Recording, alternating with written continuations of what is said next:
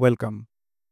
এই লেকচারে আমরা দেখব প্যারামেট্রিক মডেলিং কি এবং কিভাবে আমরা গ্রাসহপার ব্যবহার করে প্যারামেট্রিক মডেলিং করতে পারি। প্রথম প্রশ্ন হচ্ছে প্যারামেট্রিক মডেলিং আসলে কি? একটি উদাহরণ দিয়ে বোঝার চেষ্টা করব।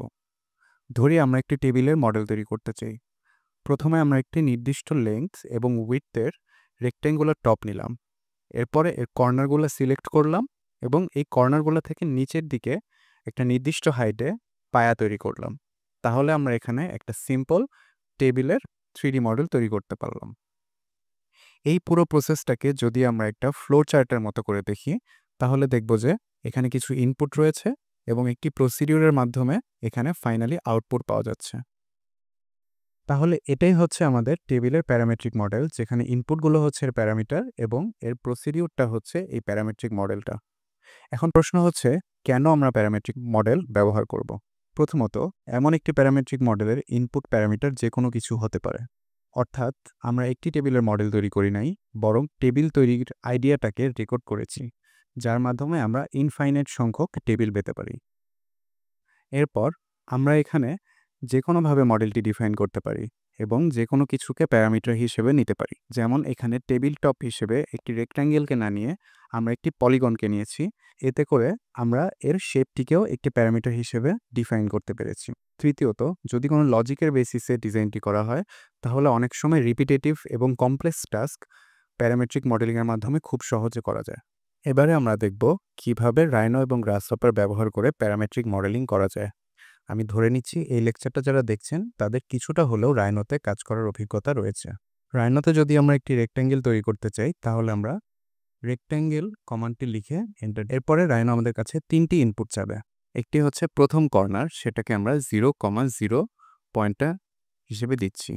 এরপরে আমাদের কাছে চাবে লেংথ, যেটা আমরা 2000 দিচ্ছি, এবং চাবে উইডথ, যেটা আমরা 1000 দিচ্ছি। তাহলে এই 3টা ইনপুটের মাধ্যমে আমরা রাইনো ভিউপোর্টে এই রেক্ট্যাঙ্গেলটি তৈরি করতে পারলাম। গ্রাসহপারেও রেক্ট্যাঙ্গেল তৈরি করা সিমিলার একটা প্রসেস। এখানে আমরা প্রথমে ডাবল ক্লিক করে রেক্ট্যাঙ্গেল কম্পোনেন্টটি সার্চ দিয়ে বের করব। এবার এর প্রধানত 3টি ইনপুট রয়েছে।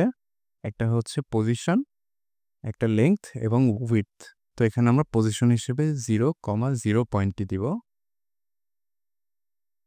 এরপরে এক্স এর জায়গায় দিব 3000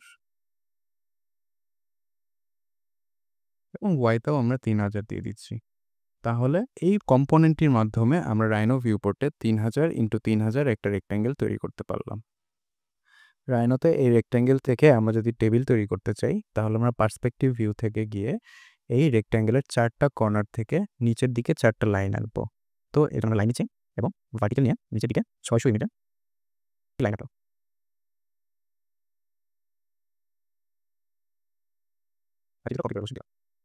গ্রাসহপারে এই রেক্ট্যাঙ্গেল থেকে আমরা যদি টেবিল তৈরি করতে চাই, তাহলে আমরা প্রথমে এই 4টি পয়েন্টকে এক্সট্র্যাক্ট করব।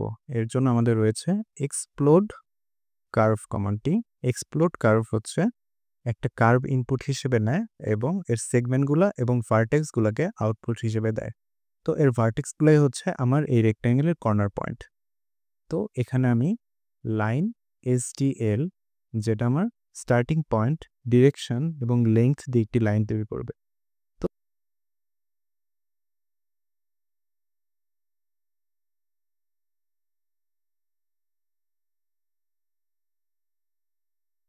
এই উদাহরণটা দিয়ে আমি বোঝাতে চাচ্ছি যে রাইনোর এই মডেলটা একটা স্ট্যাটিক মডেল।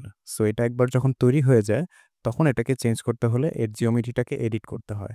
কিন্তু গ্রাসহপারে আমার যে মডেলটা রয়েছে সেটা কিন্তু ডাইনামিক। আমি যদি প্যারামিটারগুলো চেঞ্জ করি, সেই বেসিসে আমার মডেলটাও চেঞ্জ হবে।